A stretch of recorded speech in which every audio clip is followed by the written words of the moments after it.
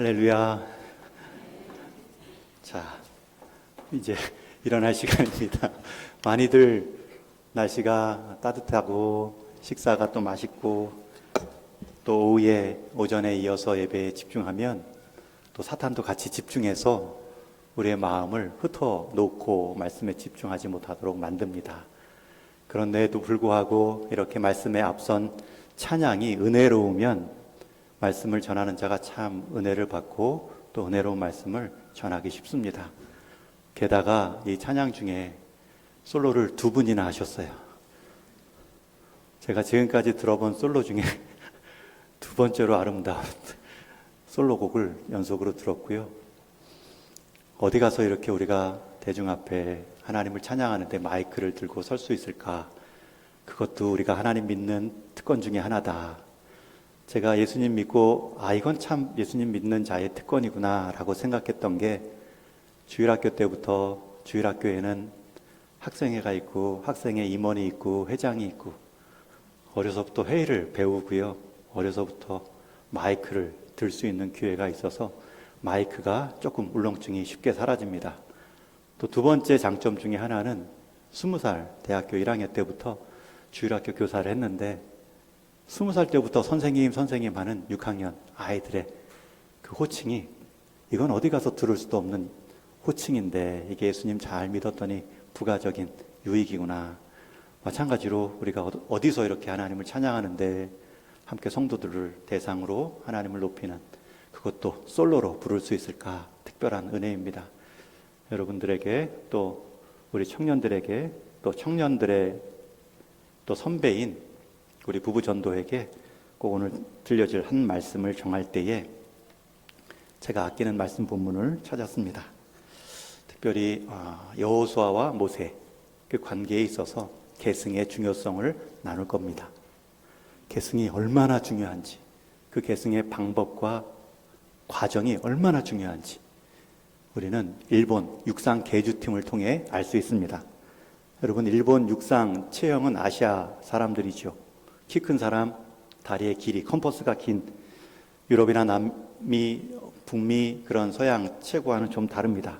그래서 항상 육상은 쳐져왔는데 그나마 육상에서 강국이라 할 수 있는 일본이 잘 뛰는 종목이 400m 계주입니다. 일본 육상 계주가 강한 이유는 한 가지입니다. 바통 이어 터치하는 그 연습이 특화된 훈련을 한다고 합니다. 심지어 어린아이 체육 수업에도 계주가 있는데 달리는 연습을 하지 않고 바통 주고 넘겨받는 훈련을 한다고 하죠.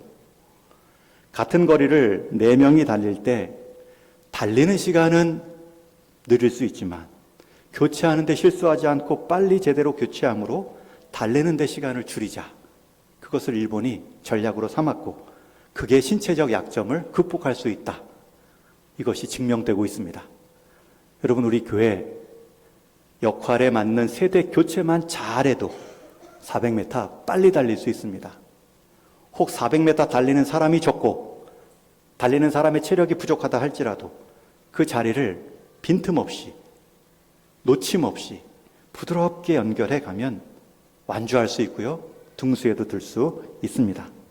그래서 성경에는 이 바통 터치에 대한 이야기가 많이 나와요.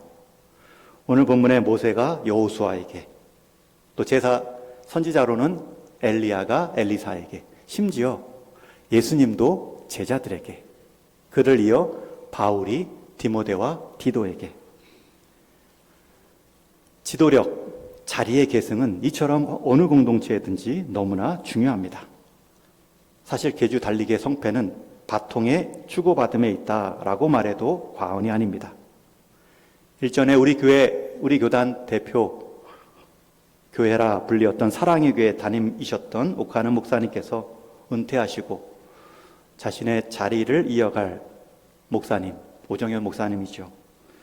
그분을 거의 택했어요. 택하시면서 이런 말씀을 하셨습니다. 나랑 같기 때문에 택했고 나랑 다르기 때문에 기대한다. 여기서 같기 때문에 라는 말은 한 사람을 예수님의 제자로 삼는 1대1 사역의 훈련, 그 중요성을 아는 점에서는 같았기 때문에 그를 택했고, 또 그는 나와 다른 감성과 새로운 감각을 가졌기 때문에 기대한다. 여러분, 모세도 그러한 마음으로 다음 주자 여호수아를 세웠을 것입니다. 같으면서도 다릅니다. 같아야 할 것이 있고 다를 수밖에 없는 것이 있습니다. 그 두 가지를 확인하면 바통 터치, 계승을 잘할 수 있습니다. 여러분, 먼저는 다른 것입니다. 다를 수밖에 없습니다. 지금 모세와 여호수아의 다른 점이 무엇입니까? 이름 빼고.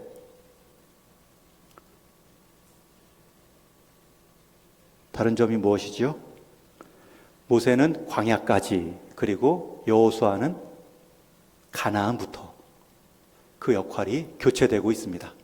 물론 여호수아는 광야 시절 40년을 같이 갔지만 그 실제적 리더는 모세였어요. 역할이 다릅니다. 여러분이 기성세대, 목사님 세대, 그리고 여러분들의 후배와도 역할이 다를 거예요. 특별히 동익교회에서 지금 청년부와 20세부터 40세까지 우리 젊은 부부, 결혼한 청년들이라 할 수 있죠. 그 중간의 역할은 이후도, 이전도 다릅니다. 그리고 다를 수 있습니다. 가나안일 수도 있고요, 광야일 수도 있습니다. 회사일 수도 있고요, 가정일 수도 있습니다. 여러분이 서 있는 자리, 학교일 수도 있습니다. 또 다른 점이 있죠. 여러분, 이제 새로 리더로 바통을 이어받은 모세는, 지금까지는 바통을 이어받은 여호수아는 지금까지는 모세의 뒤만 잘 쫓아왔으면 됐습니다. 모세의 사역을 잘 돕기만 했으면 됐습니다. 근데 오늘 1절에 뭐라고 말하죠? 여호와의 종 모세가 죽은 후에. 여호수아의 입장에서는 이제 따라갈 사람이 없습니다. 아니, 자기를 따라오는 수백만의 이스라엘 사람들만 남아 있습니다. 늘 여호수아에게 따라붙었던 애칭 하나가 있죠. 모세의 시종, 수종자라는 뜻입니다. 그러나 지금은 이름이 이제 바뀌었습니다. 모세의 계승자 여호수아로. 한쪽에는 자기만 바라보고 있는 200만의 이스라엘 백성, 또 한쪽에는 이제 가서 싸워야 될 가나안 족속, 그 가운데에 지금 모세가 있습니다. 여러분들도 그런 역할, 그런 책임감을 느낄 때가 있을 거예요. 이제 내가 속한 자리에서 꼭지점이구나. 내가 이제 돌아볼 사람은 없고 나만 돌아보는 사람만 있구나.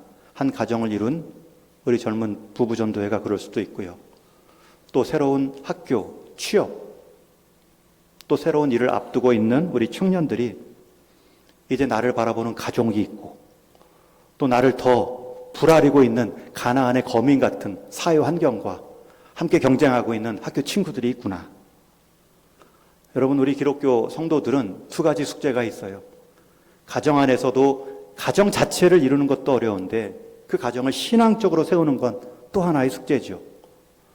학교 공부하기도 어려운데 주일 예배드리고 공부까지 하는 건 또 다른 일일 수 있죠.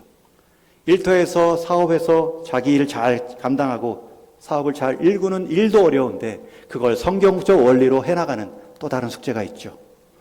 그러나 제가 분명히 말씀드립니다. 그건 숙제가 아니죠. 여러분, 그 자리를 하나님 말씀의 원리 따라 감당하세요.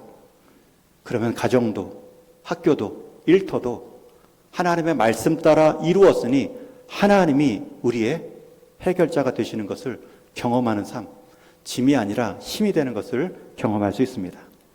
이게 오늘 드릴 말씀이에요.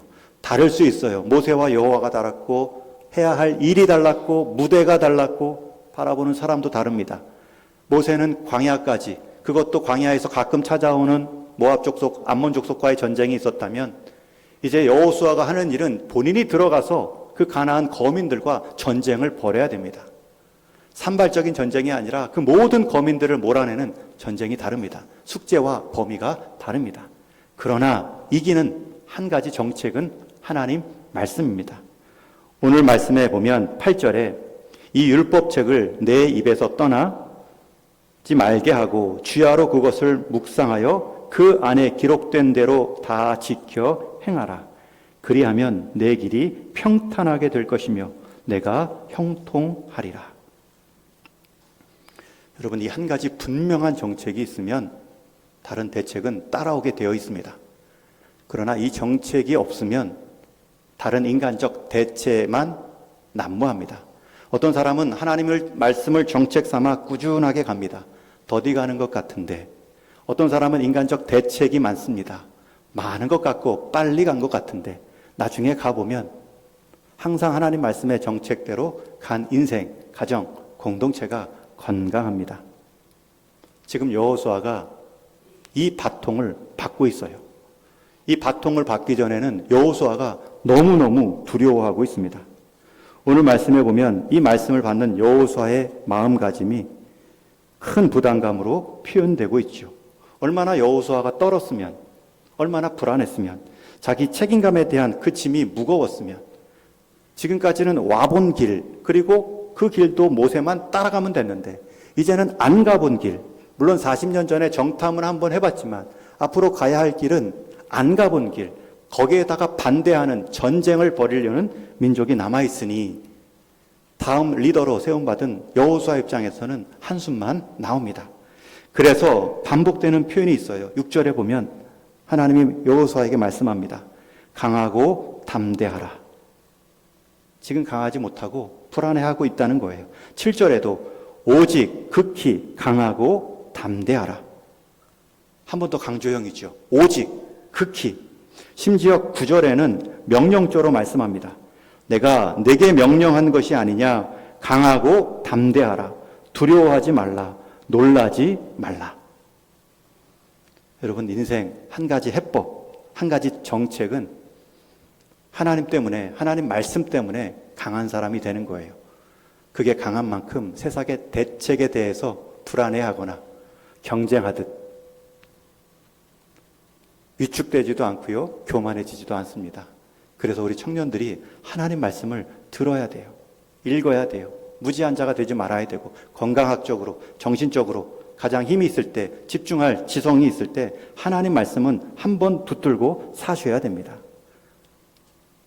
제가 다른 여러 헌신 예배를 가지만 특히 우리 동익교회 헌신 예배 말씀을 전할 때가 가장 편하고 가장 보람을 느낍니다. 물론 헌신하도록 권면하는 그 사역은 귀하지만 여러분, 그 헌신이 다른 교회입니다. 가서 처음 본 교회에 헌신하도록 독려하는 겁니다. 잘 모릅니다. 그리고 후에도 거의 볼 일도 없겠죠. 그런데 우리 지금 이 집에서 40세 청년들과 젊은 부부들, 부모의 입장같이 자녀들을 대하는 마음으로 권면합니다. 짜줄 수 있는 그 한마디를 꼭 짜준다 그러면 똑같이 그 진입 장벽에 큰 부담을 느끼고 있는 여호수아에게 주신 하나님 말씀처럼 이 율법책을 내 입에서 떠나지 말게 하고 그것을 묵상하여 그 기록된 대로 지켜 행하라. 내 길이 평탄하게 될 것이며 내가 형통하리라. 청년의 때에 이 다짐을 하고 이 순종을 하잖아요. 청년의 때에만 느낄 수 있는 그러한 보람과 간증이 있습니다.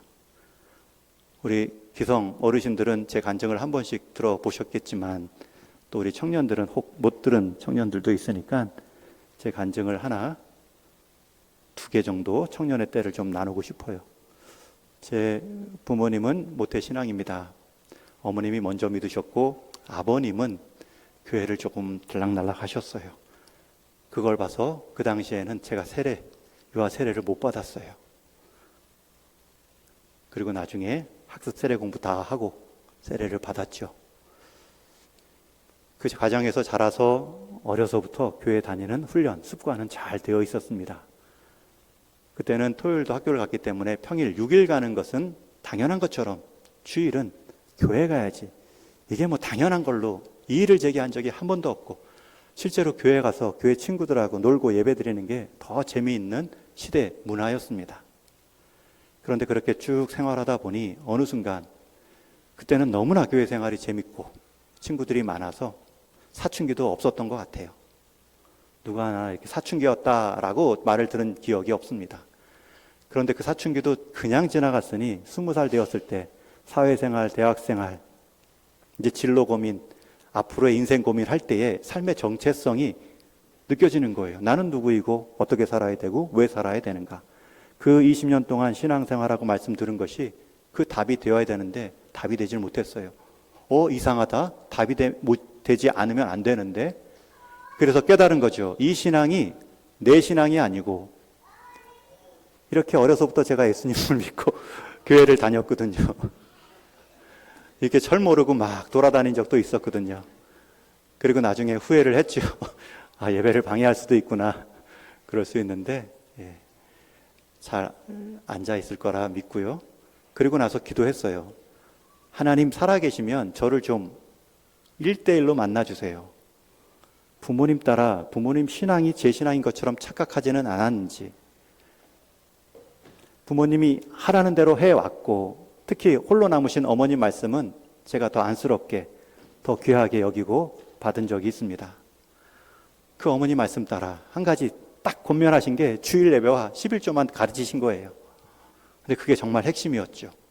시간의 구별, 주일 성수, 물질의 구별, 11조. 근데 그게 왜 드려야 되는지, 왜 가야 되는지, 이게 제 스스로 말씀 안에서 해결되지 않으면 다 컸는데 이제 어머니 따라온다는 것은 좀 불편합니다. 저를 만나주세요. 그게 20대, 21살, 20살의 고민이었습니다. 그리고 심지어 그것을 알기 위해서 그 당시 선교단지였던 CCC에도 들어가서 말씀 공부도 하고 해왔던 대로 하기 때문에 그 단체 안에서도 성경적 지식과 리더십이 있었죠. 그러나 그건 별개고 하나님이 나와 어떤 관계이고 체험적인 신앙을 기도했죠. 그러던 중에 CCC에서 해마다 하는 여름 수양회가 있습니다. 4박 5일 그 넓은 벌판이나 해변가를 빌려가지고 4,000명에서 6,000명 전국 학생들이 텐트를 치고 말씀을 듣는 거예요. 저녁마다 김중곤 목사님, CCC 총재죠.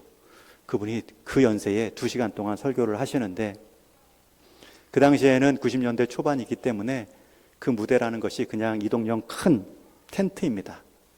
등 켜놓고 설교할 때마다 수많은 그 벌레떼들이 그 입으로 다 들어가시는데, 그거 개의치 않고 2시간 동안 서서 그걸 계속 전도하듯 회신하도록 처음 온 친구들 전도 메시지 드리고, 이미 헌신한 친구들 선교 나가도록 막 도전을 하시는 거죠. 근데 그걸 듣는 과정에서도 체험적인 신앙이 없는 거예요. 4박 5일의 시간은 다 되고 있는데, 그리고 내가 한 번도 빠짐없이 저녁 집회를 사모하는 마음으로 앉아서 잘 들었는데도 확신이 없었어요. 그래서 목사님이 이제 마지막 목요일 저녁으로 기억하고 있는데, 그때는 내가 한 끼를 금식하자. 저녁은 안 먹어도 된다. 그리고 4,000명, 6,000명이 오는 청년들이 그 앞자리 차지하려고 얼마나 미리 짐과 성경책을 갖다 놓는지 모르죠. 그리고 저는 자리를 맡은 것이 아니라 거기 미리 가서 앉았어요. 저녁을 안 먹었으니. 그리고 맨 앞자리에 가서 오늘은 특별히 기도 시간이 길 텐데 한번 체험적 신앙을, 흔히 말하는 그 성령의 불을 제게도 주십시오. 주십시오. 그렇게 기도하는 마음으로 앉았고 그 긴 시간, 2시간 동안 다 들었습니다. 결론이 어땠을까요? 변화가 없었어요. 그리고 나서 이제 학교별, 캠퍼스별 기도의 시간이라고 모이라는 거예요. 근데 모이지는 않았어요. 이대로 가서 모이면 또 그렇게 다 모여도 말씀 앞에서 변화가 없는데, 또 학교별 4, 50명 모여서 기도한다고 변화가 없을 것 같아서 그 모임을 안 가고 저는 텐트촌으로 갔어요. 수백 개 울긋불긋한 밤에 텐트 랜턴 없이는 찾을 수 없는 그 텐트촌에 가서 제 숙소에 가서 기도하기 시작했어요. 오늘 만나 주셔야 됩니다. 오늘 살아계시면 사인을 보여주셔야 됩니다. 그리고 나서 계속 기도하고 텐트 입구에서 반대쪽 작은 지퍼형 창문이 있죠. 그걸 열고 계속 기도하고 있는데 갑자기 뒤에서 큰 텐트 그 문이 위에서 아래로 쭉 내려가는 소리가 들리는 거예요. 순간 마치 휘장이 찢어졌으면 이런 소리가 났겠구나. 그리고 온 머리가 쭈뼛쭈뼛 서면서 그 텐트가 내려가면서 어떤 사람이 그 큰 몸으로 비집고 들어오듯이 꾹 이렇게 들어오는 소리가 들린 거지요. 그래서 머리가 다 쓰고 깜짝 놀라서 뒤를 봤는데 자꾸는 그대로이고 문은 변동이 없어요. 제가 잘못 들은 건지 그걸 하나님께서 사인으로 주신 건지 그 다음부터는 제게 이런 체험까지도 주셔서 얼마나 제 담력이 없고 제 기도가 얼마나 무모했는지를 깨닫게 하셨어요. 살아계신 하나님이라면 한번 만나주시고 보여주시라고, 우리를 육체를 지으셨으면 육체의 감각을 통해서라도 일깨워달라고, 뭔가 좀 보여달라고 기도했는데, 하나님은 가장 작은 소리 하나 갖고도 살짝 들려줬는데 제가 견디지 못할 정도로 소스라치듯 놀라가지고 머리털은 다 쓰고 깜짝 놀라며 뒤로 화들짝 섰는데 아무도 없었어요. 그리고 나서 느낀 거는, 그 다음부터는 성경 말씀을 읽고요, 그 다음부터는 성경 안에 있는 예수님의 사랑을 믿기 시작했어요. 그게 들리기 시작했어요. 하나님은 기도하면 내 수준에 맞게라도 응답해 주시는구나. 그런데 하나님은 이런 체험으로 나를 만나 주시는 것이 아니라 더 분명한 기록된 하나님의 말씀으로, 믿음으로 받기를 원하시는구나. 그러면서 성경 말씀을 읽었는데 읽혀지기 시작했고, 그때부터 그 성경 말씀이 다윗이 말한 것처럼 송이꿀보다 더 달다는 것, 나를 향한 하나님의 사랑의 편지라는 것이 막 읽혀지기 시작했어요. 그 다음부터는 전공에 대한 의미가 없어요. 그 다음부터는 이 성경에 대한 관련 책들, 교회사들, 신앙 서적들을 막 읽기 시작했어요. 그때 당시 목사님 학교가 수원에 있었는데 지하철로 왕복 딱 2시간 반 걸려요. 그때 그 지하철 안에서의 독서가 저를 갈랐다. 저는 그렇게 믿고 있어요. 저는 책을 좋아하지만 어려서부터 책을 좋아하진 않았어요. 그 지하철, 그 4년 동안 다녔던 그 시간 속에 읽었던 책들, 그 지루함을, 핸드폰도 없고 관심 있는 책들을 빌리고 사서 신앙 서적을 전공 서적보다 더 많이 읽었죠. 그러다 결국 2학년 1학기 때 F학점을 2개나 맞았어요. F학점이 뭔지 아시죠? 수강 60점 미만이면 경고예요, 경고. 수업도 잘 안 들어가고 재미도 없으니 시험도 대충 쳤더니, 그 기독교 우리 교수님, 우리 학생의 연합 예배드리며 항상 와서 격려해 주셨던 그 과목의 교수님이 저에게 F를 빵 주신 거예요. 그래서 2학년 1학기 때 갈등을 했죠. 여기서 그만 학문을 접고 내가 공부하고 싶은 신학으로 가자. 근데 그 당시 우리 대학부 지도 전도사님이 말리셨어요. 일단은 학부는 맞춰라. 학부를 마치면 대학원 과정이 있다. 저는 그때 신학 대학원 과정이 있는 줄 몰랐죠. 그래도 이렇게 공부하기는 너무 아깝습니다. 신학교 가고 싶습니다. 했더니, 그러면은 한 방법은 잠깐 쉬어라. 휴학계를 냈어요. 냈더니 바로 영장이 나왔습니다. 이게 너무나 감사했죠. 군대 안에서 2년 반의 시간을 가지고 결론을 내리자. 그리고 거기서 내린 결론은 학부를 다시 F학점을 마치고 아주 우스운 성적으로 대학을 간신히 졸업하고 신학대학을 가는 방향으로 정했습니다. 그때까지 학교 다니는 기분이, 그리고 신학대학원을 준비하는 그 감사함이 얼마나 컸는지 모릅니다. 대학 4년 동안 4학년 때 2학기에는 친구들은 다 입사 시험 치르려고 원서 접수하고 있는데, 저는 도서관에서 충신대 신대원 시 준비하느라 성경책을 읽고 신학 공부를 했던 기억이 있습니다. 제가 여러분들 다 신학교 가고 목사와 선교사 되라는 말이 아닙니다. 역할은 다르고 광야와 가나안 땅은 다를 겁니다. 그러나 한 가지 정책은 분명합니다. 하나님 말씀이 여러분 인생에 들려야 됩니다. 이 율법책을 내 입에서 떠나지 말게 하고 주야로 그것을 묵상하여 다 지켜 행하는 것을 청년의 때에 한 번은 경험하라는 거예요. 이 말씀 지키기 위해서 내가 한 번은 헌신했다. 내가 한 번은 포기했다. 내가 한 번은 내 미래를 걸었다. 내가 한 번은 내 학점을 포기했다. 하나님은 우리를 미친 듯이 사랑했는데 나는 하나님의 그 사랑을 한 번도 미친 듯이 경험하지 못한 것만큼 청년의 시기에 아까운 그런 시절에 낭비가 어디 있을까?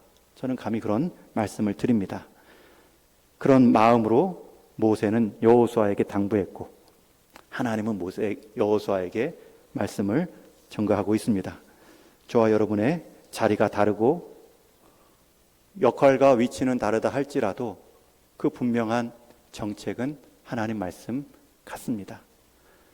그리고 나서 목사님이 군대를 갔어요. 가서 목사님이 기도한 것은 딱 3가지였어요. 신앙과 건강과 독서.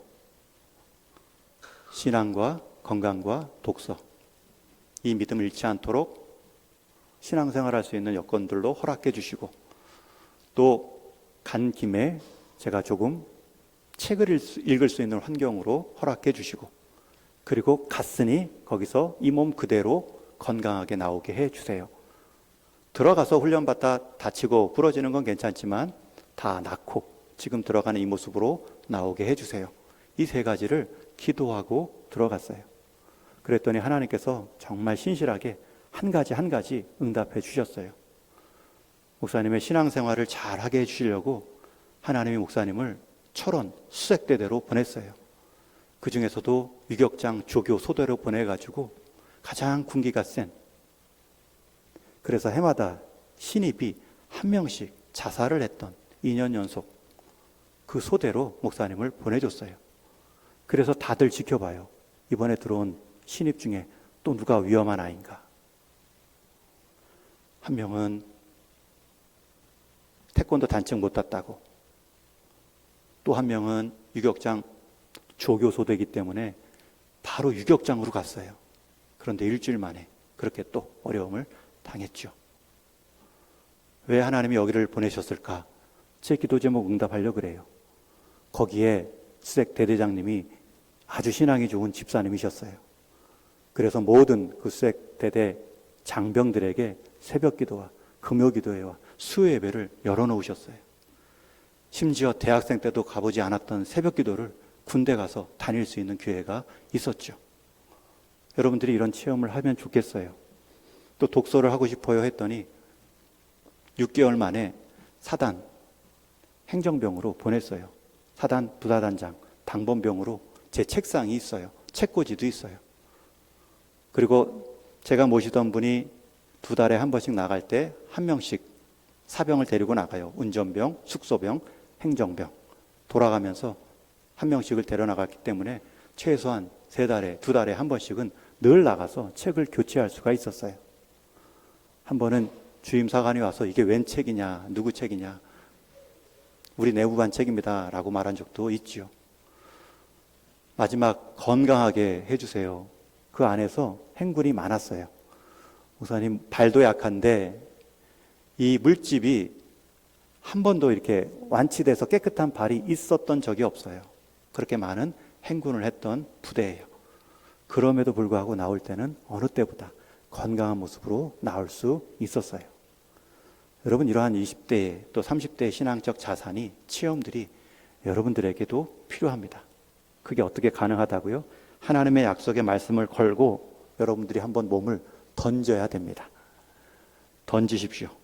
우리 어르신들 중에서도, 작년 성도님들 중에서도 내가 이 하나님 말씀 지키려고 내가 한번 이것까지도 포기했습니다 라고 자신 있게 말할 수 있는 그것이 무엇입니까?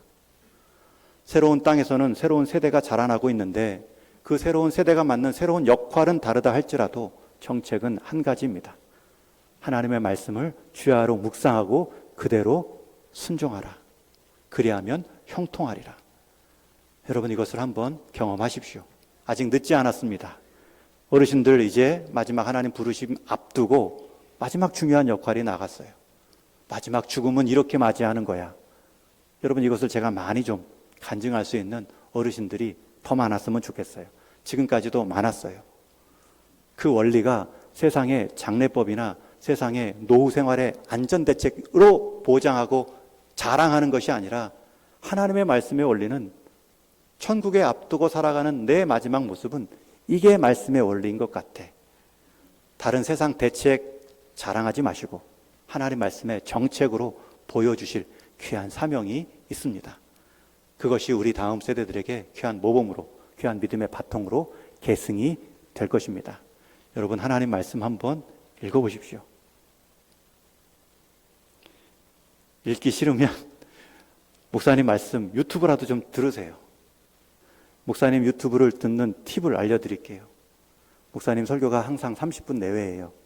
우리 동인교회 아직 구독 안 한 친구들이 혹 있을까 우려되는데 우리 성도님들도 꼭 구독해 주시고, 거기 가면 항상 화요일 전에 설교가 30분짜리로 딱 나온 게 있어요.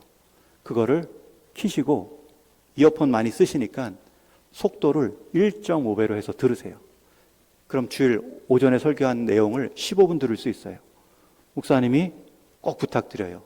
일주일에 한 번은 빠르게 들으세요. 늘 말하지만 목사님 설교는 비디오형이 아니에요. 오디오형이에요.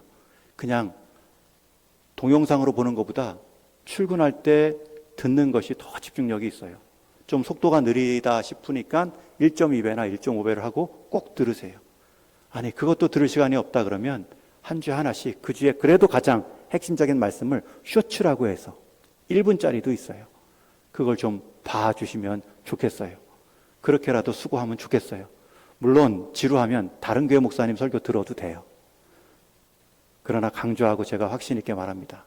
그분들의 설교는 잘하고 재미있고 탁월할지 몰라도 여러분들을 향한 기도는 담겨 있지 않아요. 여러분들을 향한 기도가 묻어 있지 않아요. 자기 말씀을 듣는 성도들을 몰라요. 그러나 여러분들을 위한 기도와 대상을 이해한 말씀으로 목사님은 전했기 때문에 여러분들이 꼭 들어줬으면 좋겠어요. 우리 어른들께도 동일한 말씀을 드립니다. 여러분도 말씀을 들으셔야 됩니다.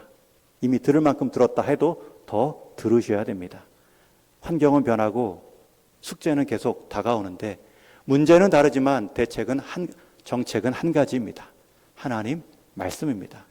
그 말씀대로 살아가시면 하나님이 역사한 것들이 이런 것들이 있었다 간증할 내용이 있을 겁니다.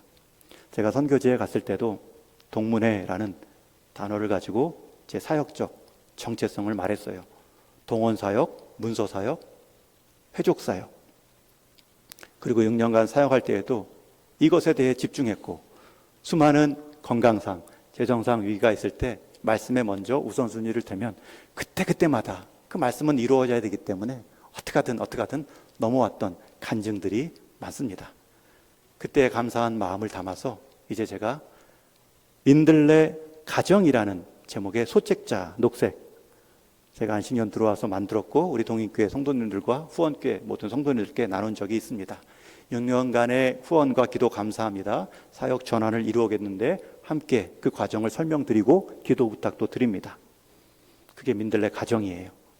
그리고 맨 처음에 민들레 가정이라는 시를 썼죠. 민들레 홀씨가 들판을 채웁니다.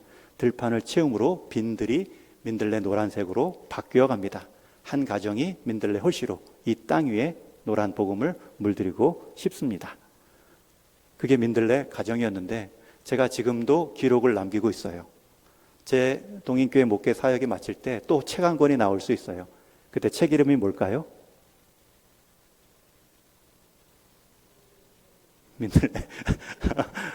민들레 가정이니까 민들레 교회에 유력합니다. 그때가 있겠죠. 또 제 인생 마지막 때가 있겠죠. 그리고 그때 마지막 3부작이 나오겠죠. 그때 제목은 확실합니다. 민들레 인생. 제가 나누고 싶은 이 말씀 따라 살았더니 말씀 못 따랐던 수많은 아픔도 있지만 그래도 말씀을 지켰더니 돌아간 것 같지만 가장 빠른 길이었고 험한 길이었지만 안 다쳤다. 가장 안전한 길이었다. 그것을 경험할 수 있는 간증들이 우리 청년들에게도 젊은 부부들에게도 우리 함께 예배하는 격려하는 우리 장년들에게도 풍성할 수 있기를 바랍니다. 그게 새로운 땅에서 새로운 세대가 자라나는 방법입니다. 땅이 문제가 아닙니다. 심지어 세대도 문제가 아닙니다. 다시 강조합니다. 하나님 말씀에 정책이 없으면 세상적 대책만 난무하다 소비되는 인생 살아갈 수 있습니다. 이렇게 강조하는데도 하나님 말씀 66권 밤잠 안 자고 한 10시간만 읽으면 5일 만에 읽을 이 하나님의 말씀. 다른 것들은 다이어트 한다, 못 만든다, 20일, 30일 작정하면서 하나님 말씀 통독하는 일에 있어서만큼은 이렇게 인색할 때에 하나님의 은혜도 인색할 수밖에 없죠. 그리고 하나님 왜 나를 이렇게 두셨습니까? 불평할 수 없겠죠. 여러분 성경을 좀 읽으세요. 읽지 못하면 들으세요. 어떻게 하든지 한번 일독을 하시고 여러분 성경이 막히면 다른 데 편한 것부터 읽으시고 표시만 하세요. 원래 성경은 한 번에 통독하기보다는 읽었다 멈췄다 하면서 66권이 관통이 되는 그때가 있어요. 그것만 넘어가면 그 말씀이 내 삶에 유익하고 실제적인 것을 경험하면 늘 말씀을 펴고 늘 하루하루의 단위로 말씀을 묵상하는 삶을 살아갈 수 있습니다. 그 안타까운 마음을 가지고 하나님께서는 두려워하지 말아라 여호수아야.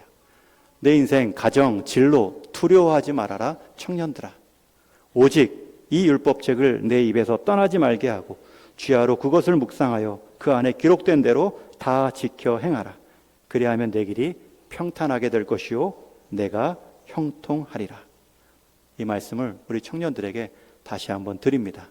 이 청년들을 위해 기도하실 때 우리 장년들에게도 이 하나님의 형통케 하는 말씀을 우리 청년들이 삶으로 간증으로 경험하게 해 주옵소서. 함께 기도하시고 다음 세대에게 안전한 믿음의 바통 이어 넘길 수 있는 우리 동일의 성도님 되기를 주님의 이름으로 축원합니다.